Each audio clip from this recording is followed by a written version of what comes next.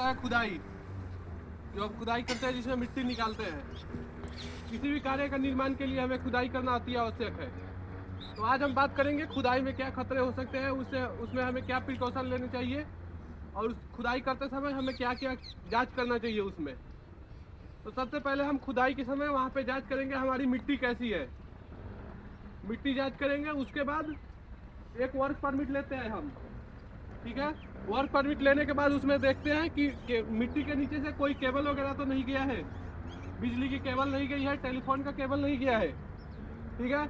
और उसके बाद देखेंगे हमारा खुदाई कितना फीट है, कितना फीट गड्ढा करना है। अगर 4 फीट से नीचे गड्ढा करना है तो हम उसको गड्ढा होने के बाद बैरिकेड करेंगे। और गड्ढा अगर ज़्यादा नीचे तक डिप जाता है, डीप मतलब होता है गहरा, अगर ज़्यादा गड्ढा जाता है तो उसमें उसके अंदर जो भी वर्कर जा रहे हैं, उसके अंदर जो भी वर्कर जा रहे हैं उनको प्रॉपर तरीके से प्रॉपर पीपीई पहन करके जाना है। जैसे हेलमेट हो गया, शूज हो गए, ग्लव्स हो गए, फेस मास्क हो गया, ये जो मास्क होता है वो लगा करके जाना है। क्योंकि गड्ढा जब ज़्यादा नीचे चला जाता है तो उसमें से टॉक्सिक गैस की निकलने की खतरा होता है। टॉक्सिक गैस मतलब होता है जहरीली पदार्थ, जहरीले गैस, ठीक है, जो हमें सांस लेते हैं तो हमारे सांस के जरिए अंदर जाएंगे तो हमारे लिए खतरा है, ठीक है। तो गड्ढा जब हो जाता है, अगर 4 फीट से ज़्यादा नीचे गड्ढा होता है तो उसको बैरिकेड करना बहुत ही ज़रूरी होता है। जैसे आप लोग देखेंगे वहाँ पे हम किए हैं, पहले से आप लोग हार्ड बैरिकेडिंग किए थे। तो हार्ड बैरिकेडिंग क्यों किया जाता है, अगर कोई भी जानवर, कोई भी आदमी, कोई भी जा रहा है, अगर रात के समय उसको दिखाई नहीं दिया जाएगा, अगर बैरिकेड नहीं होगा उसके अंदर गिर जाएगा, गिरना निश्चित है। कहीं भी गड्ढा हो, जैसे वहाँ पे हुआ था तो उसको हम सॉफ्ट बैरिकेडिंग कराए थे, ठीक है। तो अगर कहीं भी गड्ढा हो उसको बैरिकेड करना बहुत ही ज़रूरी है। अगर वो हार्ड बैरिकेडिंग नहीं करते हैं तो कोई आदमी, कोई व्यक्ति जाएगा, कोई भी जानवर जाएगा तो उसमें गिरेगा। और आदमी तो गिरेगा तो वो मान लो कोई व्यवस्था लगा लेगा, किसी को आवाज़ दे करके बुला लेगा, अगर वहाँ पे पास में नहीं होगा तो नहीं हो पाएगा। अगर जानवर गिरता है वो तो नहीं बुला सकता है किसी को, जानवर बोल सकता है, नहीं बोल सकता है। तो इसीलिए हमें गड्ढा को हार्ड बैरिकेडिंग भी करना चाहिए और उसके बाद नीचे से सॉफ्ट बैरिकेडिंग भी करना चाहिए। जो कॉशन टेप उस दिन लगाए थे उसको भी लगा करके हमें बैरिकेड करना चाहिए, ठीक है। और बैरिकेड कर दिए, जहाँ पे खुदाई चल रहा है, खुदाई का जो मिट्टी निकलता है, जो भी वहाँ का मिट्टी निकलता है उसको गड्ढे से 3 मीटर दूर रखना है, गड्ढे से 3 मीटर दूर रखना है, ताकि मिट्टी अगर कितना भी निकाल दे, अगर 3 मीटर दूर हम रखते हैं ना मिट्टी, तो वहाँ जो मिट्टी का वजन होता है उससे जो हमारा गड्ढा खुद रहा है उसमें वो मिट्टी फंसेगा नहीं। ज़्यादा वजन होगा तो मिट्टी फंसेगा, वो तो निश्चित है। अगर मान लो ये गड्ढा हो गया, यहीं पे पास में मिट्टी रखते हैं तो वहाँ से मिट्टी की वजन पड़ेगी, यही धंस के फिर अंदर चला जाएगा।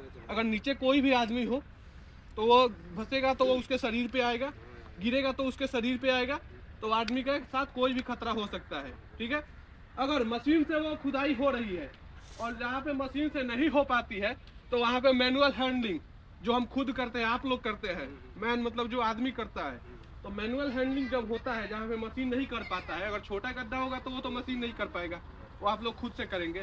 तो अगर आप लोग खुद से करते हैं तो उसमें आप लोगों को जो फावड़ा होता है, कुदाल, वो आप लोगों को इस तरीके का कुदाल रखना है कि अगर उसमें मान लो कोई भी केवल हो, छोटा गड्ढा के लिए तो हम वो जांच पड़ताल उसमें नहीं करते हैं, 2-3 फीट अगर गड्ढा हो तो जब आप लोग कुदाल से वहाँ पे गड्ढा करें तो आपका जो फावड़ा है उसमें जो वो लगा रहता है, अभी तो हमारे सारे फावड़े में वो है लोहे का है, लेकिन उसमें लकड़ी का रहना चाहिए, ताकि अगर उधर से कोई भी केबल हो, अगर वो केबल कटता है तो जो हमारा केबल कटेगा, अगर उसमें बिजली का आदान प्रदान हो तो लकड़ी का रहेगा तो हमें झटका नहीं लगेगा। अगर वही लोहे का रहेगा तो अपने तरफ लोहे और बिजली दोनों एक तरफ बहुत ही तेजी से आकर्षित करते हैं। अगर एक बिजली का तार है, अगर उसमें हम लोहे फेंकते हैं या फिर कोई गीला चीज फेंकते हैं तो बहुत ही तेजी से करंट आकर्षित करता है और फिर वो झटका देगा, कुछ ना कुछ हमारे साथ होगा, ठीक है। तो आप लोग जब भी वो गड्ढा खोदे, मैनुअल हैंडलिंग अगर आप जब करें तो आप अपने फावड़े वहाँ पे मतलब जो भी इक्विपमेंट लगने वाले हैं उस सभी को बहुत ही अच्छी तरीके से ध्यान देकर और सही तरीके से काम करें।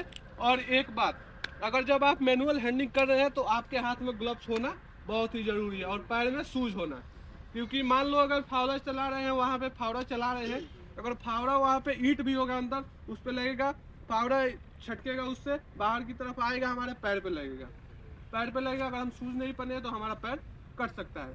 तो हमें आशा है आप लोग मेरी बातों को अच्छी तरह से समझे होंगे। तो आज की हम अपने बातों को यहीं पे समाप्त करते हैं। That's all.